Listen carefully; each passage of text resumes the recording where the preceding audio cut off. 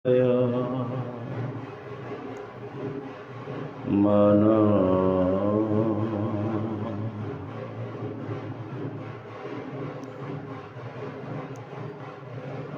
ॐ शान्ति शान्ति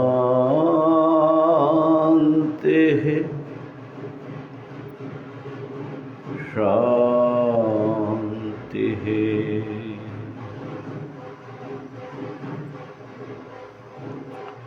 शंकरं शंकराचार्यं केशवं बादरायणं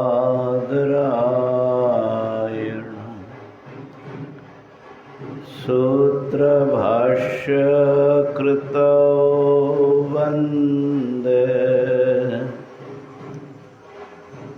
भगवन्तौ पुनः ईश्वरो गुरुरात्मेति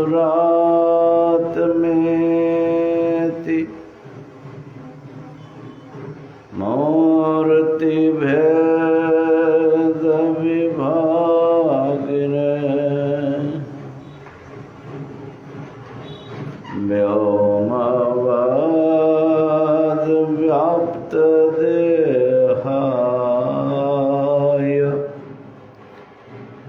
दक्षिणामूर्तये नमः।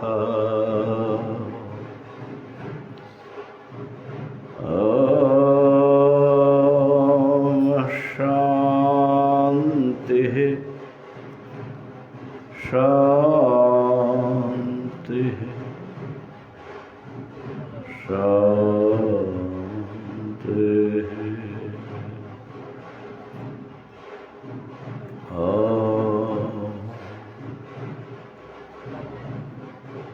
हरि ओम हरि ओम हरि ओम। महादेव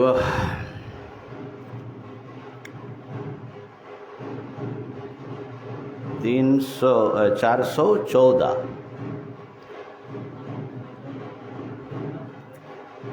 छाये वपुंसः परिदृश्यमानं छायेव पुंसः परिदृश्यमानम्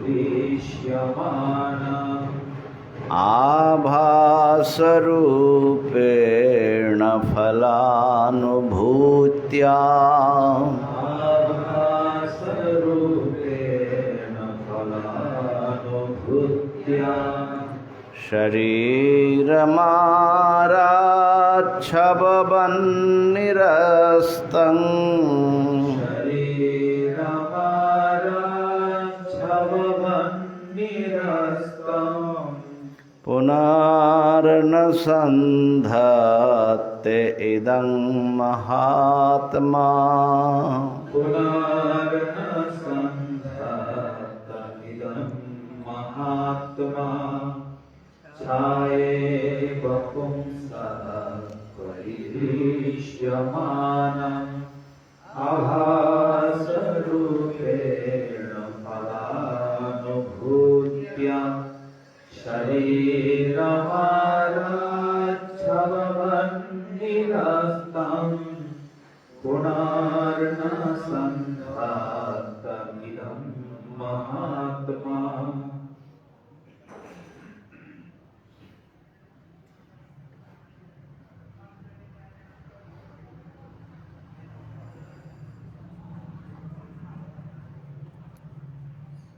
हाँ, इसका अन्वय किधर से कैसे लगाया? आपके वहाँ जरा इसका अनुवाद पढ़ो तो।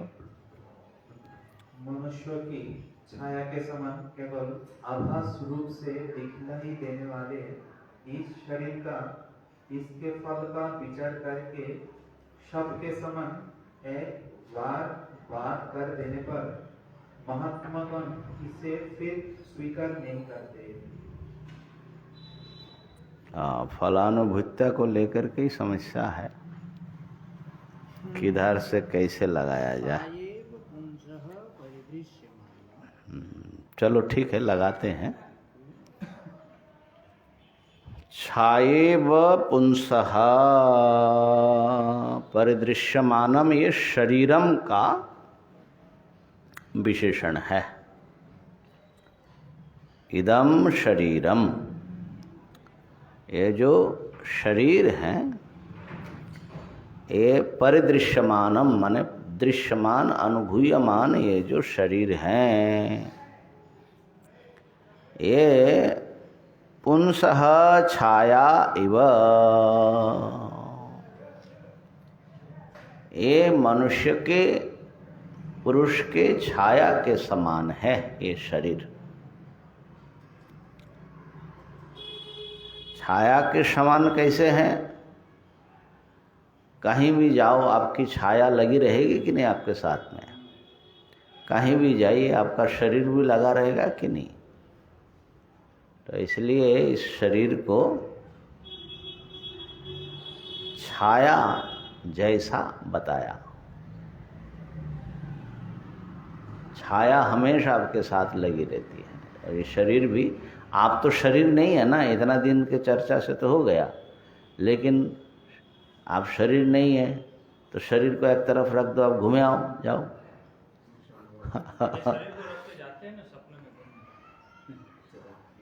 कोई शरीर तो लेके जाओगे ना, बिना ये शरीर नहीं लेके जाते ना, जो भी कोई शरीर लेके जाओगे, कोई शरीर छोड़ करके देखा, तीनों शरीर छोड़ करके देखा। नहीं, अभी तो खाली इसकी चर्चा हो रही है, वो ठीक है, तुमने उनको दबा दिया। ये तो अभी स्थूल शरीर की बात है। तो ये स्थूल शरीर के प्रति हमारा माने ज्ञानी महापुरुषों का जो परिपूर्ण ब्रह्म सर्व उपाधि विनिर्मुक्त रूप में अपने को जिन्होंने अनुभव किया, उसकी कैसी रुख होती है इस शरीर के प्रति, उसका यहाँ पर वर्णन है। ठीक है। तो ये शरीर जो हैं छाया तपौ इव ब्रह्मलोके, है ना, कठोपनिषद में बताया ना कि पितृलोक में यथा अप्सु, जैसे जल में दिखाई पड़े अपने शरीर की छाया, और वो छाया और काया में भिन्नता जैसे प्रतीत होता है, ऐसे ही पितृलोक में आत्मा और शरीर के भेद का अनुभव ऐसा होता है। एक ही जैसा है लेकिन अलग भी है। माने अलगाव का भी वहाँ मनुष्य लोक से ऊपर है। पितृलोक माने स्वर्गलोक लेना, पूरा स्वर्गलोक। देवताओं को मैं शरीर ही हूँ ऐसा नहीं है, शरीर से जुड़ा हुआ, शरीर से भिन्न लेकिन शरीर से अलग, ऐसा कुछ अनुभव है विवेक की दशा में जैसा होता है। ये भी बड़ा अच्छा ही, हाँ, अलग दिख जाए। हाँ बिल्कुल तो नहीं दिखता है। और ब्रह्मलोक में छाया तपौ एकदम जैसे धूप और छाया। भ्रम नहीं होता, धूप को कोई छाया नहीं समझता, छाया को कोई धूप नहीं समझता है। इतना विवेक ज्ञान ब्रह्मलोक में होता है। तो ये शरीर जो हैं विवेकी के लिए ये सब की आत्मा के साथ ये छाया के समान ही शरीर जुड़ा है, क्योंकि आत्मा अलग और ये शरीर अलग है बिल्कुल। लेकिन याद रखना कि ब्रह्मलोक में छाया तप जैसा दिखने पर भी एक ही आत्मा सर्वत्र विद्यमान है, ये सब नहीं है। इसलिए ब्रह्मलोक से भी फिर पुनरागमन हो सकता है, होता है।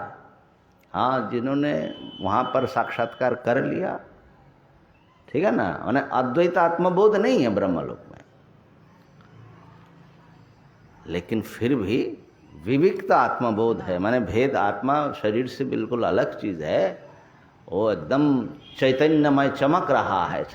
आतप कैसा चमकता है, धूप, ऐसा चमकने वाला कोई चीज़ चेतन सत्ता आत्मा है, और शरीर उसके सामने तो अंधेरा अंधेरा छाया छाया है।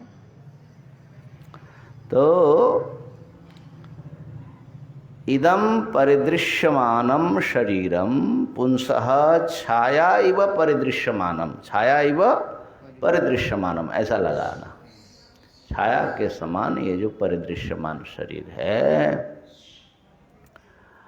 उस शरीर को आभास रूपेण फलानुभूत्या, उस शरीर को ज्ञानी माने अद्वैत अनुभव से संपन्न जो है वो क्या समझते हैं, ये शरीर केवल छाया ही नहीं है, छाया की अपनी सत्ता है, माने भिन्न ही नहीं है, ये आभास रूपेण परिदृश्यमानम, ये असल में रज्जु में सर्प समान आभास है, इसकी कोई सत्ता अलग से अधिष्ठानातिरिक्त है ही नहीं। समझ में आई बात क्या कहना चाह रहे हैं? अच्छा, तो आभास रूपेण कैसे आभास रूप हो जाता है, उसके लिए कह रहे फलानुभूत्या, समस्त श्रवण मनन निधिध्यासन आदि का फल है परिपूर्ण ब्रह्म साक्षात्कार। उस एक अद्वितीय आत्म वस्तु की अनुभूति से ये शरीर क्या हो जाता है, आभास रूप से दिखाई पड़ता है उनको। ध्यान में आई बात? ये हमारे पुस्तक के अनुसार ऐसा अन्वय है, लेकिन वहाँ कुछ और कह रहे हैं, ठीक है ना? तो अभी ये एक अर्थ बैठा लो दिमाग में ना, वो जरूरी है। तो अब इसका अन्वय ऐसे लगाएंगे कि महात्मा ये है कर्ता, महात्मा माने ब्रह्मज्ञानी, जिनकी आत्मा महान है। आपकी आत्मा महान है कि नहीं? कितना बड़ा है आपकी आत्मा? आप कितने बड़े हैं? चला के करोगे तो कैसे होगा भाई? शरीर के भीतर अपने को परिच्छिन्न समझ रहे हो कि नहीं समझ, तो फिर महात्मा कैसे हो गए?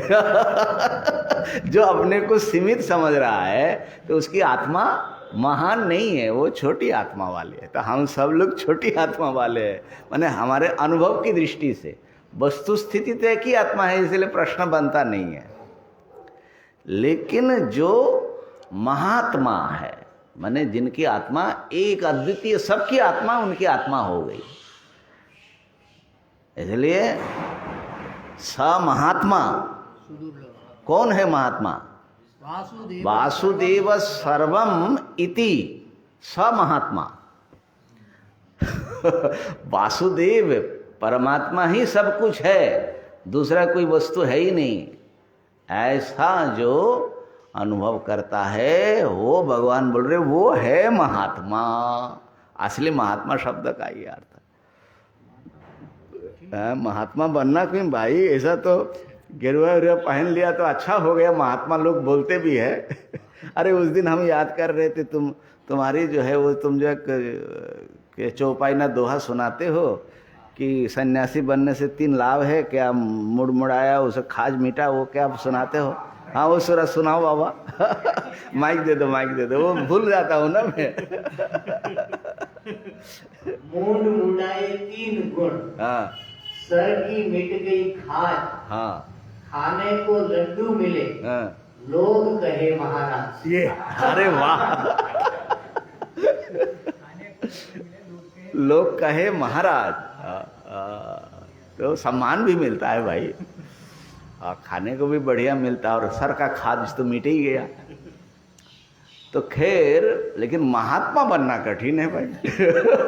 मुड़ मुड़ाना तो उतना कठिन नहीं है, गेरुआ पहनना भी बहुत कठिन तो नहीं है, हम लोग तो किया ही है। लेकिन वासुदेव सर्वमिति स महात्मा, और वो महात्मा जो है सुदुर्लभ, दुर्लभ खाली ने एक सु लगाया, ऐसे महात्मा का मिलना अत्यंत दुर्लभ है। माने ब्रह्मज्ञानी किसी महापुरुष का मिलना करोड़ों करोड़ों में कोई एक। हमारे कुंभ कैंप में विज्ञानानंद जी आए थे ना, तो कहा कि भाई परमात्मा तो सुलभ है। तस्याहं सुलभ पार्थ। हाँ, भगवान कहते मैं तो सुलभ हूँ। बोले कैसे, परमात्मा कैसे सुलभ है? बोले परमात्मा तो सर्वत्र सर्वदा, और क्या उनका एक भाषा है, यत्र तत्र सर्वत्र है परमात्मा, तो सुलभ है, परमात्मा सुलभ है। परमात्मा ने स्वयं ही बताया। हाँ, पर भगवान ने स्वयं बताया भी गीता जी में, तस्याहं सुलभ। पार्थ नित्य युक्त योगी। हाँ, उनके लिए तो मैं सुलभ हूँ। अब भाई जो यत्र तत्र सर्वत्र आपको मिल जाए तो वो सुलभ है, लेकिन परमात्मा का ज्ञान जिस महात्मा को होगा वो सुलभ नहीं दुर्लभ है, और केवल दुर्लभ नहीं वो सुदुर्लभ है। तो कह रहे, तो इसलिए ये महात्मा, क्योंकि उनकी आत्मा के सारे परिच्छेद भेद सब मिट गए, वो है महात्मा। उनके नीचे भी एक सेकंड कैटेगरी के महात्मा भी है। हाँ, वो हम लोग होने की कोशिश करें तो अच्छा है। वहाँ पर आत्मा शब्द का अर्थ जो है अपने जो अंतःकरण है, इस अर्थ में दिल जिनका बड़ा हो गया, सबको अपना मानता है, उदार चरिता नाम तो वसुधैव अयम निजः परो वेति गणना लघु चेतसम। छोटे चित्त वाले, चित्त को आत्मा कहते हैं, तो उसको जो है ये मेरा अपना है, ये दूसरे का है, ऐसा देखने वाला जो है वो लघु चित्त है, क्षुद्रात्मा है। लेकिन जो उदार चरित हैं, ब्रह्मज्ञान तो अंतिम बात है, लेकिन उदार चरित्र ऐसे कुछ साधक होते हैं, ऐसे कुछ लोगों का परिष्कार हो जाता है जो सबको अपना मानता है, सब में अपनापन डेवलप होता है। वही मैत्री करुणा मुदिता ये सब जो है, एक एक प्राणी उसका कष्ट देख कर उनका दिल जो है पसीजता है। आत्मोपमेन सर्वत्र, है ना, तो वो भी महात्मा है। स्वामी जी कितना रोते थे। हाँ, किसी का दुख देखने से। परिभ्रमण करके। हाँ हाँ, खूब रोए भाई। भी देखा उन्होंने। बहुत। हाँ, स्वामी विवेकानंद जी तो खैर महापुरुष तो होते ही हैं, ऐसे बड़े करुणा वाले चित्त होते हैं, सब में उनका अपनापन है, किसी को कष्ट न हो ऐसे उनकी वृत्ति होती है ना। उस दिन हमने पूछा था, किसको पूछा था, जयेश्वर को शायद पूछा था, नहीं आपने कुछ पूछा था कि किसी ने हमारे प्रति दुर्व्यवहार किया, गाली दिया, हमसे उपकृत व्यक्ति, मान लो हमसे पढ़ता है, सालों हमने पढ़ाया, हमसे काफ़ी कुछ लिया, लेकिन विद्वेष हो गया। विद्वेष हो जाता है, गुरु चेले में क्या कहा, क्या किया जाए भाई। इसीलिए जो उपनिषद काल से पढ़े आ रहे हैं, गुरु और चेला दोनों प्रार्थना करता है और कुछ हो जाए, लेकिन आपस में जो है ना, तो इसका मतलब हो जाता है ये, क्योंकि ये जो प्रक्रिया है ना, हाँ, ये जो प्रक्रिया है, प्रत्येक व्यक्ति डेवलप होता है। गुरु भी पढ़ाते हुए उनका विकास होता है, शिष्य पढ़ते हुए उसका विकास होता है। विकास की प्रक्रिया इतना आसान नहीं है भाई। माने छोटा बच्चा जैसे जो पड़ा हुआ है मलमूत्र करता है, वहाँ से यहाँ तक पहुँचने में हम लोगों ने कितना पापड़ बेला अभी तो भूल गया। और खाली हम नहीं, माँ कितना पापड़ बेली, साथ वाले कितने जो है कष्ट उठाए होंगे, वो भूल जाते हैं। ठीक है ना। तो ये जो हैं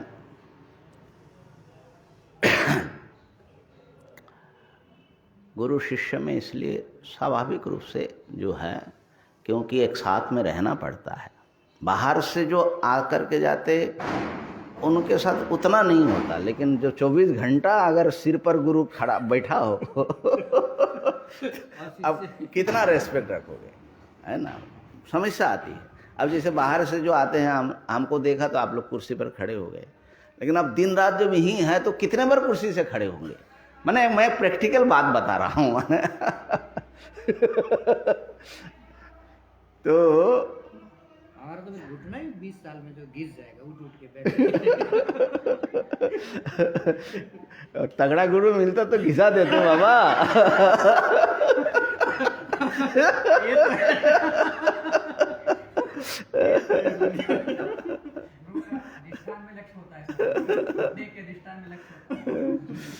तो क्या बताने जा रहा था?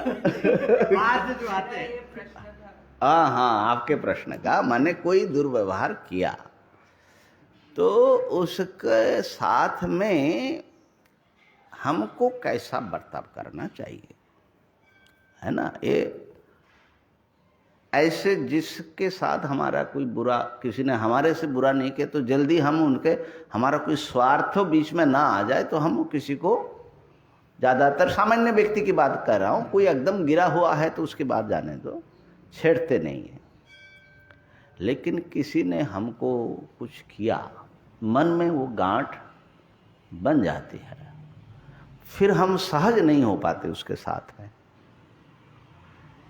और थोड़े अपरिष्कृत हो तो वो जो है उसने जितना आघात किया उससे ज़्यादा तगड़ा आघात करने का मौका ढूंढते हैं। ये संसार का माने एक सामान्य नियम है।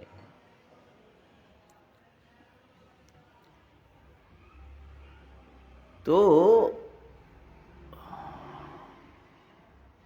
हम भी ऐसे ही हैं, संसार के प्राणी हैं, लेकिन चाहे बचपन के संस्कार हो, माँ बाप ने, दादी ने, सत्संग ने, और बाद में जब साधु बन गए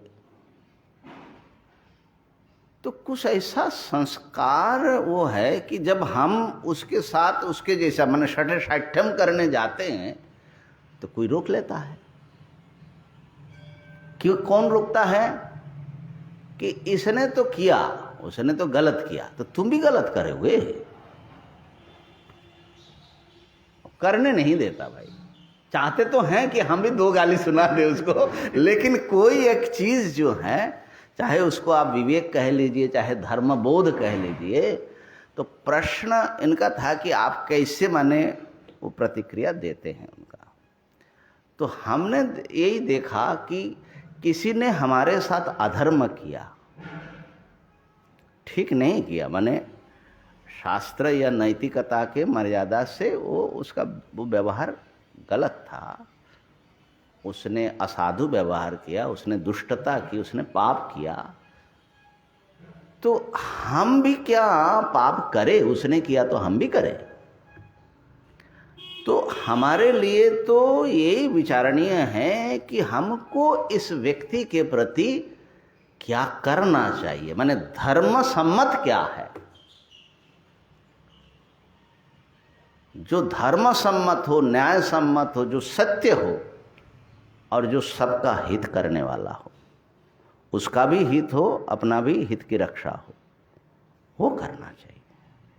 तो कोई चीज़ जो है हमेशा सफल हो जाता हूँ ऐसा नहीं है, लेकिन ये चीज़ जो है मैं क्यों माने अधर्म करूं, उसने अधर्म किया, मैं क्यों करूं?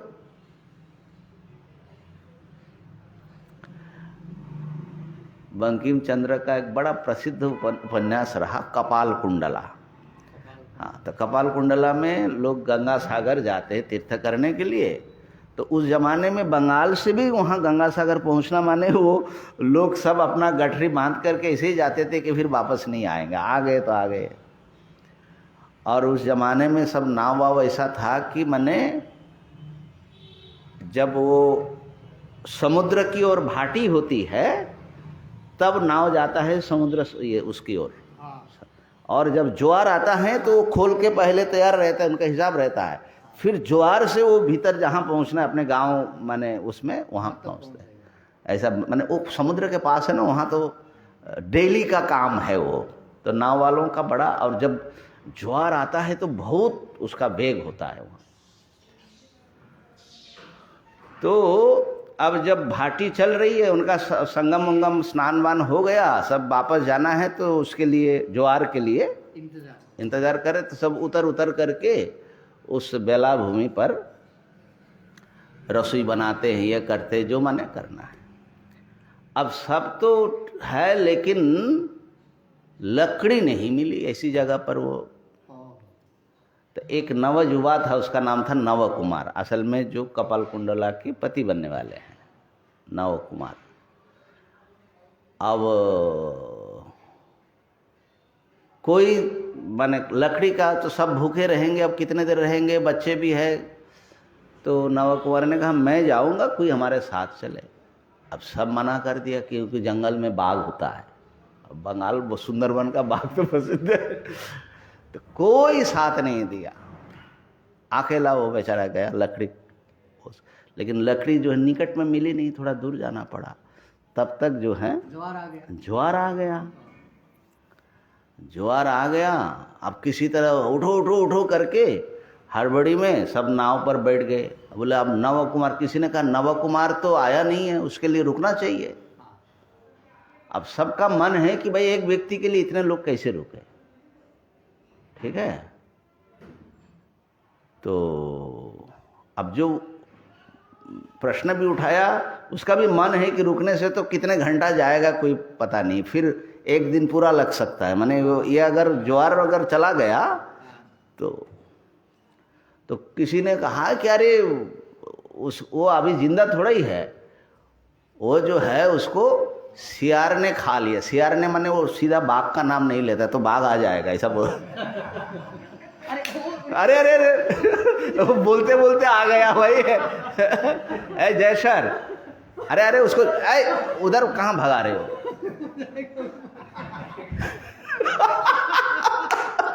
ये देखो भैया, हमारे प्रवचन का बड़ा भारी बने। बाघ नहीं आए तो बंदर ही आ गया।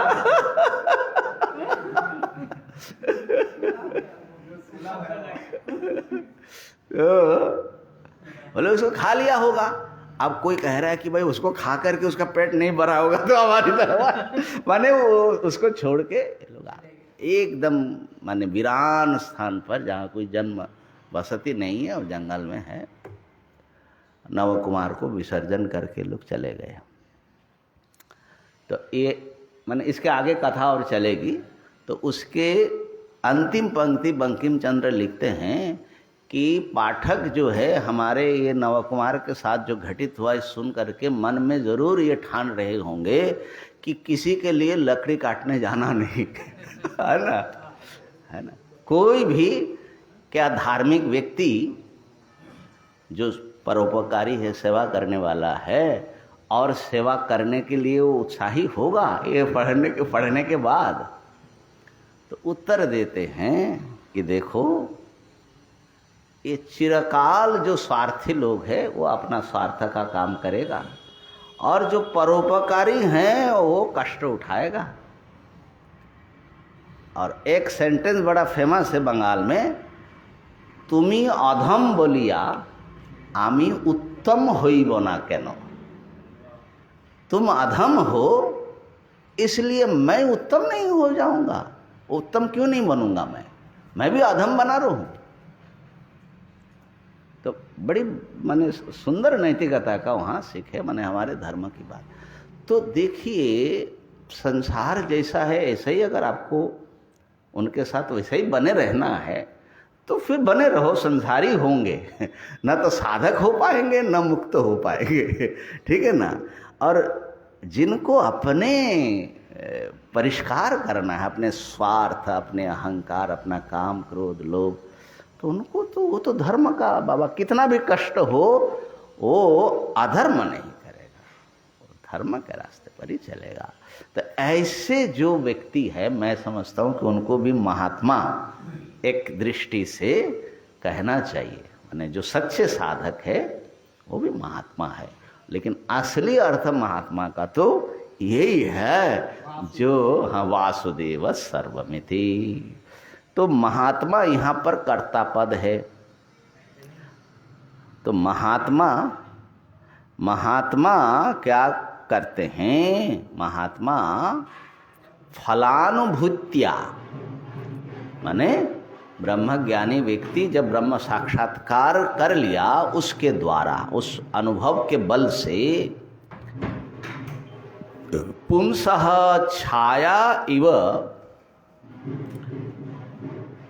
आभास रूपेण परिदृश्यमानम इदम शरीरम, व्यक्ति की छाया के समान ये दिखाई पड़ने वाला इस शरीर को, जो कि उनके लिए वो आभास रूप से वो दिखाई पड़ रहा है, वो आभास रूपेण परिदृश्यमानम पुंसः इदम शरीरम। इतना तो लग गया। आरात पद है, माने दूर से। आरात शववत निरस्तम, दूर से जैसे एक मुर्दे को आप देखते हो तो कैसा उसको परिहार करते हो।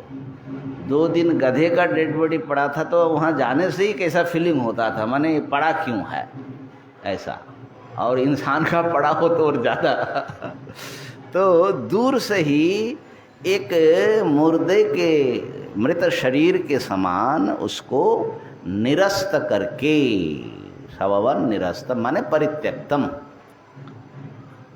पुनर्न इदम संधत्ते, दोबारा इसका संधान अनुसंधान किए मैं या मेरा ऐसा नहीं करते।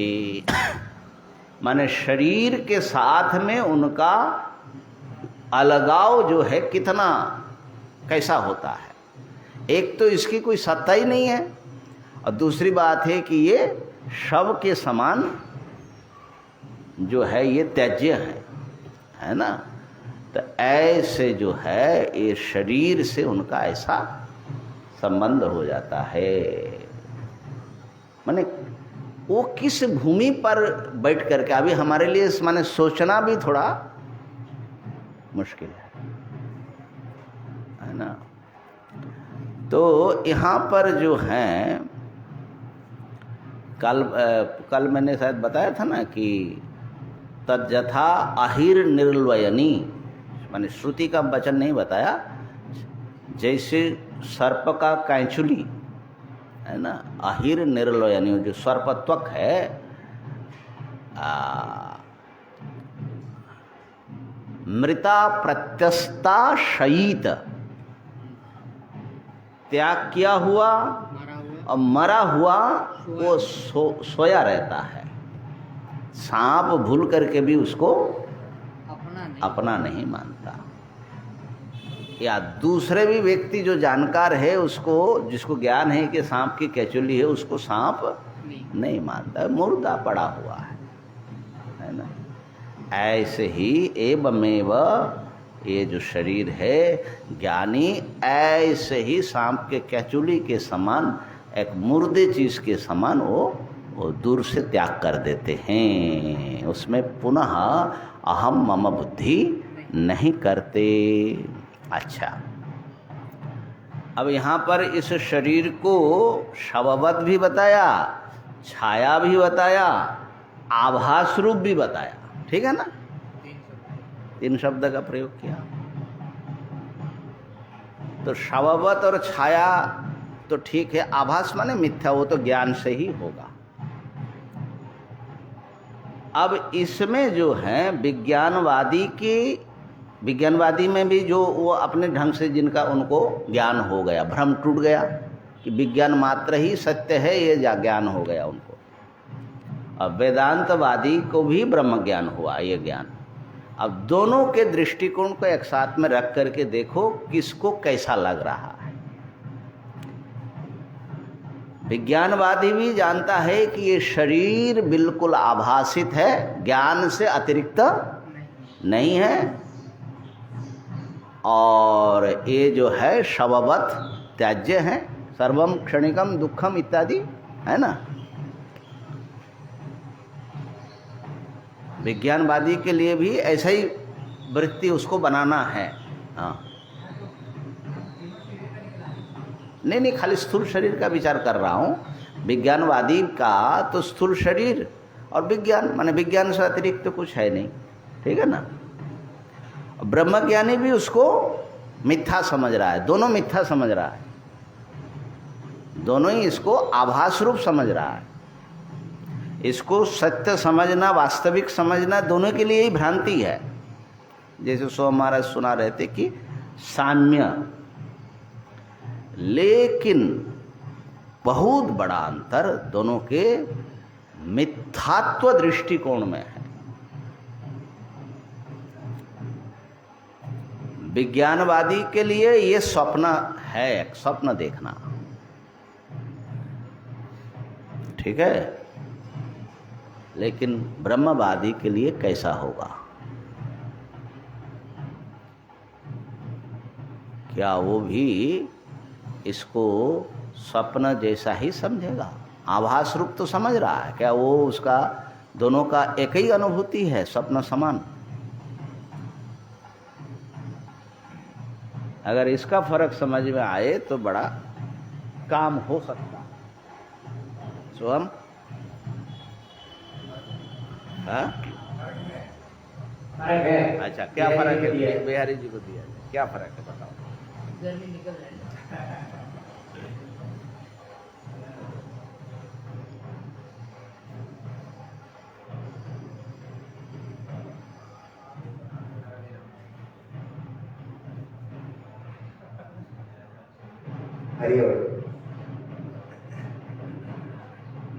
जो विज्ञानवादी बौद्ध का शरीर के प्रति अनुभव होगा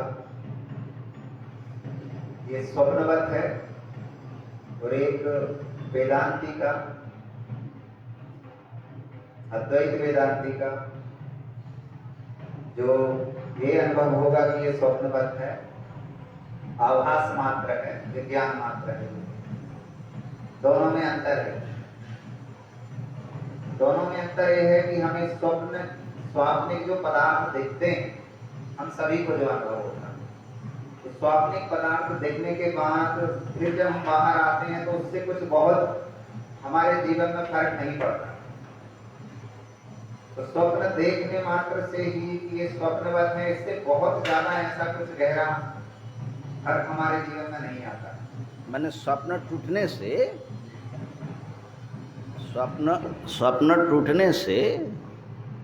दोनों ही स्वप्न हैं, माने वो उपेक्षणीय है, ऐसी वृत्ति हम लोगों को होती है। तो यहाँ पर भी विज्ञानवादी और वेदांतवादी, ब्रह्मवादी, उनका भी ये भ्रम टूटा कि ये पदार्थ वास्तविक है। भ्रम तो दोनों का टूटा। दोनों को टूटने से क्या अंतर नहीं पड़ा जो आप बोल रहे हो? हमारे से हमको ऐसा लगता है स्वामी जी कि जो एक वेदांती को ये जो अनुभव होगा कि ये आभास मात्र है, उसमें जिस तरीके से माने शववत को बताया जा रहा है, तो इससे एक जो बुद्धि हमारी अभी देहात्मवाद में हम अभी लगे हुए, उसमें एक बड़ा फर्क आएगा और एक त्याज बुद्धि होगी। त्याज बुद्धि होने के बाद में मेरा वास्तविक स्वरूप है इसका ज्ञाता है, उधर को उसका ध्यान जाएगा गहराई से, ऐसा लगता है।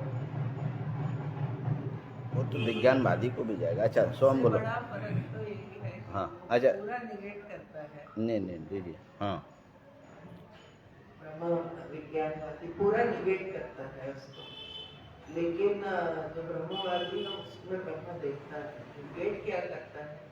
तो वो भी तो विज्ञान देखता है, वो भी विज्ञान ही मानता है ना। तो वो विज्ञान मानता है, आप ब्रह्म मानते हैं। लेकिन उसका जो विज्ञान है वो तो क्षणिक है ना, आने जाने वाला है। हाँ वो तो ठीक, क्योंकि वो तो मूल सत्य में, वो मूल सत्य का फर्क है दृष्टि। हाँ, लेकिन जो मिथ्या है उसमें दोनों मिथ्या है, दोनों की दृष्टि में, इसमें तो कोई फर्क नहीं दिख रहा है। इसीलिए वेदांती भी बहुत बार बता देते कि जगत स्वप्न के समान है ना। आपने, आपका जो प्रश्न है वही मैं उठाया। हाँ सोहम बताओ।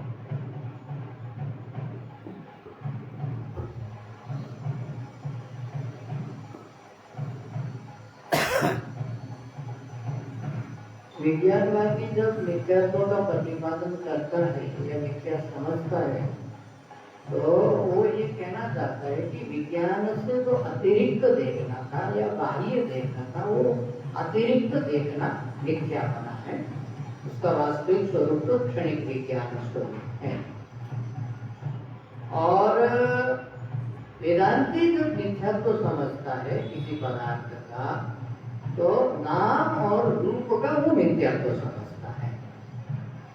नाम और रूप को हम वस्तु का जो वास्तविक स्वरूप मान करके बैठे थे या वस्तु का आधार मान करके बैठे थे, वो नाम और रूप मिथ्या है, परंतु वस्तु का जो एसेंस है वो मिथ्या नहीं है, वो सच्चिद आनंद स्वरूप है। वो एक निषेध करते हुए एक व्यापक पदार्थ का साक्षात्कार करता है और व्यापकता के आधार पर नाम रूप का मिथ्यात्व सिद्ध करता है। ये वेदांती का दृष्टिकोण है। और एक क्षणिक विज्ञान स्वरूप मानता है और क्षणिक विज्ञान के आधार पर दृश्यता का वो मिथ्यात्व सिद्ध करता है। तो व्यापकता का और जो क्षणिकता का भेद है, ये मुख्य भेद समझ में आता है। मिथ्या मानना दोनों का एक जैसा प्रतीत होता है, परंतु मिथ्या मानने का फल जो है दोनों का एक जैसा नहीं होता है। ये मिथ्या मानते हुए व्यापकता में प्रवेश करता है और वो विज्ञानवादी मिथ्या मानते हुए क्षणिकता में प्रवेश करता है। इतना दोनों में भेद है। साधु प्रयास है है ना। तो इसका एक उदाहरण से शायद आपको समझ में आए। आपने स्वप्न देखा, स्वप्न में आपने आकाश देखा और आकाश को ऐसे ही उल्टी कढ़ाई की तरह नीला देखा, तलमलिन।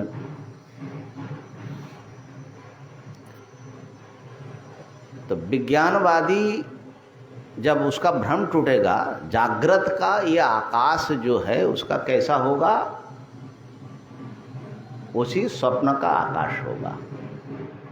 तो उसके स्वप्न के आकाश में और जागृत के आकाश में कोई पार्थक्य नहीं होगा, क्योंकि ज्ञान मात्र है। लेकिन वेदांती के लिए स्वप्न में दिखने वाला आकाश प्रातिभासिक है और इस समय जो आकाश दिख रहा है ये दोनों एक आकाश नहीं है। कितना फर्क पड़ रहा है, एक दृष्टांत और ले लो, क्लियर हो जाएगा। स्वप्न में आपने देखा कि हिरण जो है झाड़ी के नीचे वो घास चर रहा है, स्वप्न में देखा, ठीक है। जागृत में आपने देखा कि झाड़ी के नीचे एक हिरण घास चर रहा है। पास में जाकर के देखा कि वो झाड़ी के नीचे हिरण बना करके कृत्रिम हिरण वहाँ पर रखा हुआ था, लेकिन ऐसा बनाया था कि आपको भ्रम हो गया कि ये वास्तविक हिरण है। तो जागृत का जो हिरण है वो भी भ्रांति है और स्वप्न का जो हिरण है वो भी भ्रांति है। दोनों मिथ्या है, दोनों हिरण नहीं है, लेकिन दोनों का मिथ्यात्व कैसा है।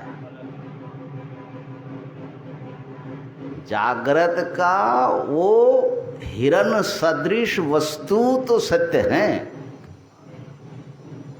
किसी सत्य वस्तु पर, हिरण के आकार जैसी एक वस्तु है, उसमें अपने वास्तविक हिरण का भ्रम आपने किया, लेकिन वो बाह्य वस्तु वो नहीं है, ऐसा नहीं है।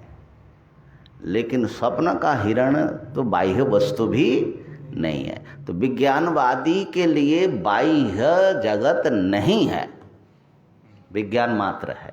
वेदांतवादी के लिए बाह्य जगत है, लेकिन जैसा है वैसा आप नहीं देख रहे। कितना बड़ा जो है ना। हाँ, तो इसीलिए बार बार ये जो है जोर लगाया जाता है कि भाई ये माने इतना ये सूक्ष्म विचार जो है, मिथ्या सुनने से हम लोग सब एक ही मिथ्या होता है ऐसा ही समझ लेते हैं। भगवान का जो ब्रह्म सत्य जगत मिथ्या, हाँ, ये इसके ऊपर कोई आरोप नहीं लगा ना, इसको ठीक से समझ। हाँ, ठीक से अगर समझ ले कि बाह्य जगत को हम नहीं है ऐसा, हम वस्तुवादी हैं, हम विज्ञानवादी नहीं हैं। हम वस्तु की जितनी सत्यता है, विज्ञान की भी उतनी सत्यता है। हाँ, आत्मा के एक आत्मा जो है विज्ञान वस्तु सब रूप में अधिष्ठान तत्व के रूप में है। तो हमारे यहाँ इसीलिए हमने उस दिन भी कहा था, कब कल ना परसों, कि हमारे यहाँ तीन चीज़ें, वस्तु है, वृत्ति है और आत्मा है। उनके यहाँ वृत्ति माने विज्ञान मात्र है, उससे भिन्न न वस्तु है न कोई आत्मा साक्षी है। ठीक हो गया भैया? अब आपको लगता है कि विज्ञानवादी जैसा ही हम लोग कुछ है, उन्हें वो टूटना चाहिए। माने उसके सूक्ष्म अंतर को समझना बहुत आवश्यक है। सूक्ष्म अंतर, हाँ, सूक्ष्म के अंदर भी बहुत बड़ा चीज है ना। अच्छा, अब जब हम वस्तुवादी हैं, वस्तु की सत्ता को मानते हैं, फिर भी हम ये सब मानते हुए भी इसको भ्रम क्यों कहते हैं?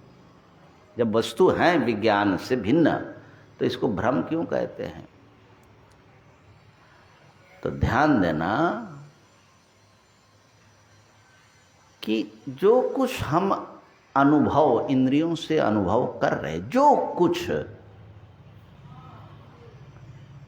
किसी भी वस्तु का अनुभव हो, अब प्रसिद्ध उदाहरण है सूर्य का अनुभव हम कर रहे,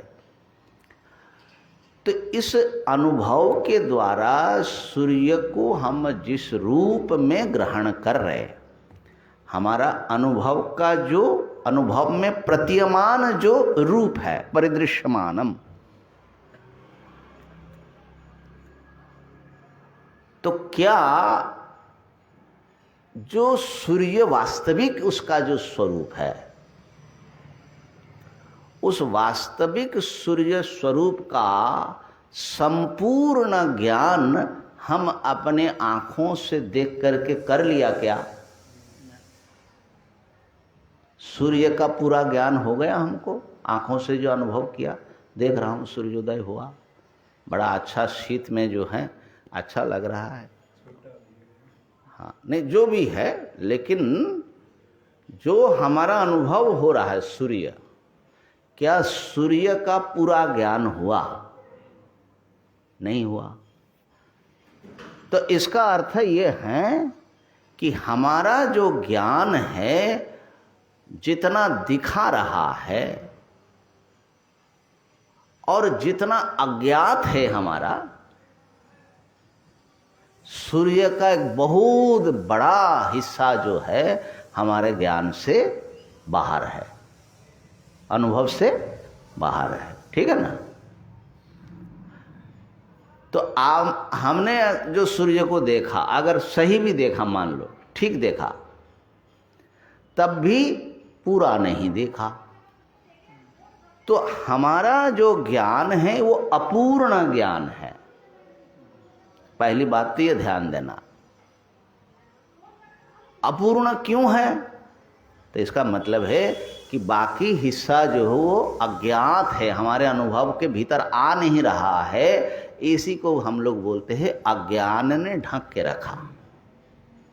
ये जो अधिष्ठान का अज्ञान जो बोलते हैं ना, प्रत्येक वस्तु का थोड़ा सा ही आप देख पाते हो आपके अनुभव में, किसी भी वस्तु का। ये पुस्तक को भी आप देख रहे हो, इसका ऊपर ऊपर थोड़ा सा खाली, वो भी रूप का।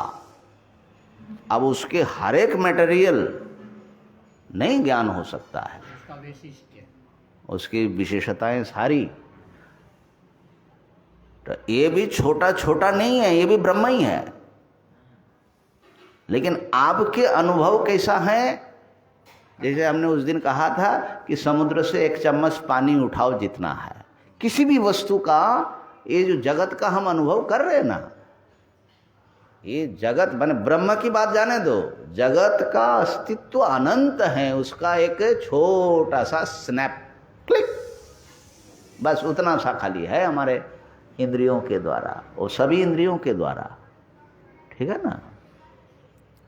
तो पहली बात तो ये समझना साधक के लिए बहुत आवश्यक है कि हमारा सारा इंद्रियानुभूति, बाहरी इंद्रिय और अंतर इंद्रिय से भी, खाली ये दूसरों के बारे में नहीं, अपने बारे में भी हम ऐसे स्नैप से ही जानते हैं कि इतना मैं हूं जो आप समझ रहे हैं, आप इतना, आप जो है क्या है उसको पता ही नहीं है।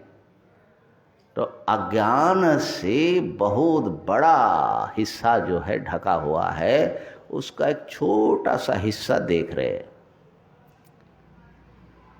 तो छोटा सा हिस्सा देखना कोई भ्रम नहीं है। माने हम आपका चेहरा देख रहे हैं, पीठ नहीं दिखाई पड़ रहा है, तो चेहरा जो आपका ऐसा है, ऐसा समझना भ्रम नहीं है। अपूर्ण ज्ञान को भ्रम ज्ञान नहीं कहा जा सकता, क्या समझे? लेकिन अपूर्ण को पूरा समझना ये भ्रांति है।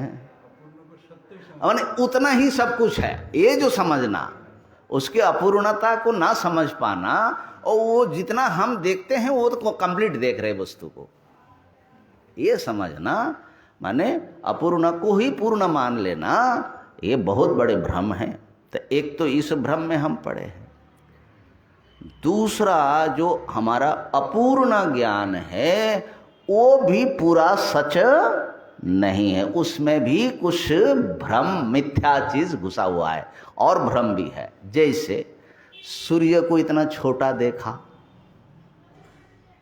तो जो आप देख रहे हो वो भी क्या सच है? सूर्य इतना है क्या? और सूर्य को उदय होते देखा, क्या सूर्य चल रहा है? सूर्य का अस्त हो गया, रात में जो है सूर्य नहीं है बोल देते, आसमान में सूर्य नहीं है। क्या रात में आसमान में सूर्य नहीं है? तो खाली जितना देख रहे हो अपूर्ण ही नहीं है, वो भ्रम भी है, इसलिए मिथ्या हो जाता है। इसलिए जो है हमारा देखना जो है वो मिथ्या ज्ञान है। इस अर्थ में हम कहते हैं कि सूर्य का अनुभव मिथ्या है। हम इस अर्थ में नहीं कहते कि सूर्य नाम का कोई वस्तु नहीं है। लेकिन विज्ञानवादी क्या कहेगा?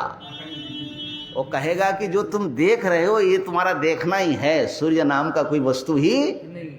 कितना बड़ा फर्क है भाई, दोनों को एक करना माने हाँ।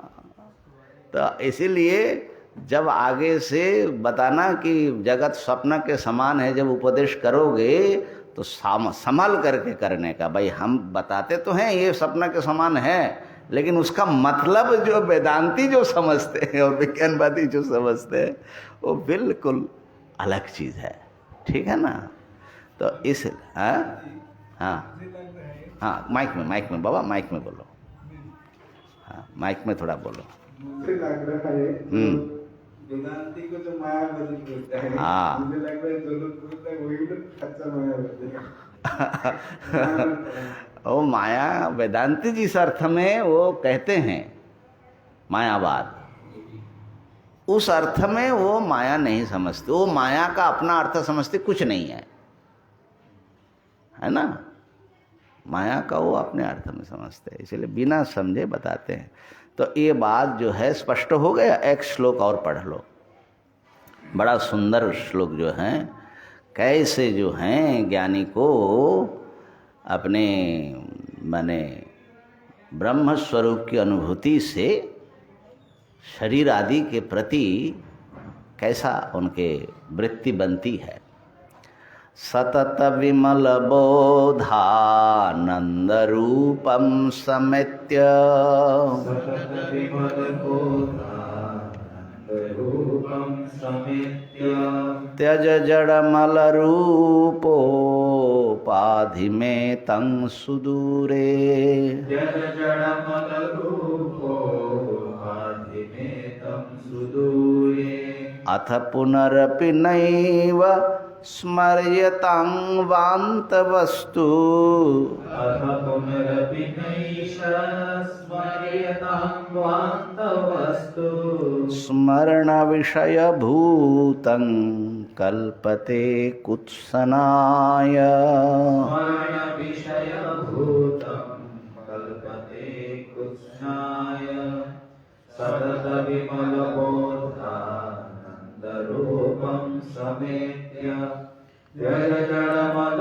रूपोपाधि में तं सुदूरे अथ पुनरपि नैष स्मर्यतां वान्तवस्तु स्मरण विषयभूतं कल्पते कुत्सनाय।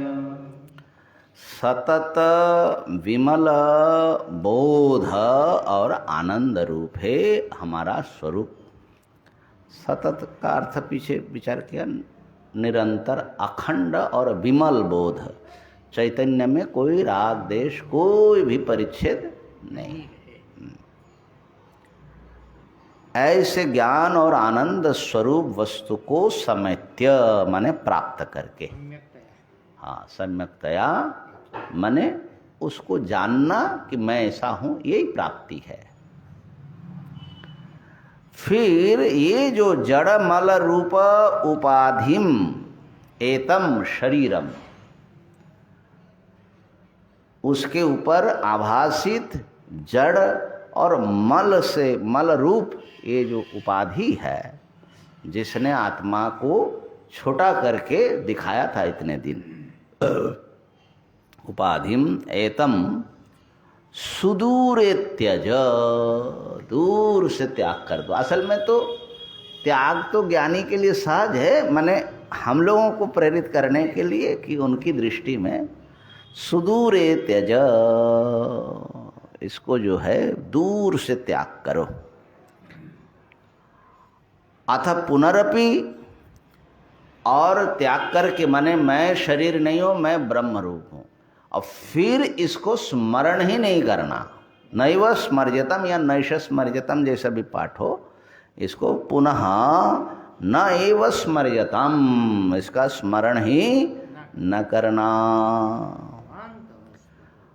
और यदि स्मरण हो जाता है तो कैसा होगा इसके प्रति प्रतिक्रिया? वांत वस्तु स्मरण विषय भूतम कुत्सनाय कल्पते। आपने उल्टी कर दी, कभी किया कि नहीं उल्टी? याद करो,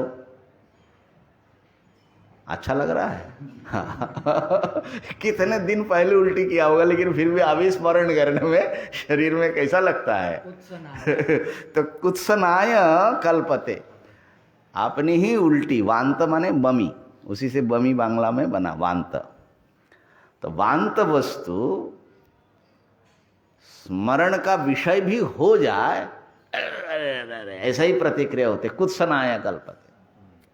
हमारे स्वामी जी जो अपने आबू वाले स्वामी जी महेशानंद जी महाराज एक जगह लिखते हैं कि भाई बहुत बढ़िया माने हलवा खाया आपने, काजू किशमिश बादाम आदि सब एकदम बहुत था, घी का एकदम डाला और खाया, खाते ही उल्टी हो गया, निकल आया। और सब जो है माने वो गया और आया, इतना ही हुआ। और सब जो एकदम फ्रेश है सब फ्रेश है। बोले कि बताओ कि किसी को जिसने उल्टी किया जो देखा उसको खाने की प्रवृत्ति होगी? नहीं हो सकती। बताइए कैसे माने वमन किए हुए चीज पर हमारी कैसी वृत्ति बन जाती। थोड़े माने कुछ भी विकार नहीं आया उसमें।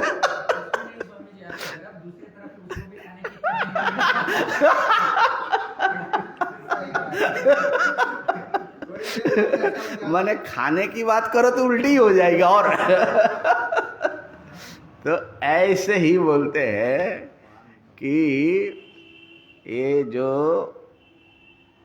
एक तो इस ज्ञान के बाद जो शरीर छोड़ना है ऐसा हो जाता है, वो स्मरण का भी कभी स्मरण भी नहीं करना चाहता। दूसरी बात बता है कि संतों के लिए जो संसार एक बार छोड़ दिया वैराग्य से, फिर घर में घुसना, शादी करना, फिर उसी लफड़े में पड़ना, ये कुत्ता अपना बमी जैसा खाता है ना, वो अपनी उल्टी खा लेता है कुत्ता, है ना। तो ये कुत्ता जैसा पशु खा सकता है, लेकिन इंसान कैसे खाए भाई? छोड़े हो, उल्टी करके आए हो और उसी उल्टी को चाटने जा रहे हो। तो इसलिए हाँ, उल्टी न करो अच्छा है, लेकिन उल्टी करने के बाद उसको चाटने नहीं जाने का। तो सतत विमल बोधानंद रूपम समझते, क्या श्लोक है भैया, हा हा हा। ऐसे ब्रह्म स्वरूप, आनंद स्वरूप, एक अद्वितीय वस्तु मैं हूँ, ऐसा जानने के बाद किसी भी कल्पित नाम रूप के प्रति उनका कोई भी आसक्ति, प्रेम, उपाधि या बुद्धि नहीं हो सकती। ओम पूर्णमदः पूर्णमिदं पूर्णात् पूर्णमुदच्यते पूर्णस्य पूर्णमादाय पूर्ण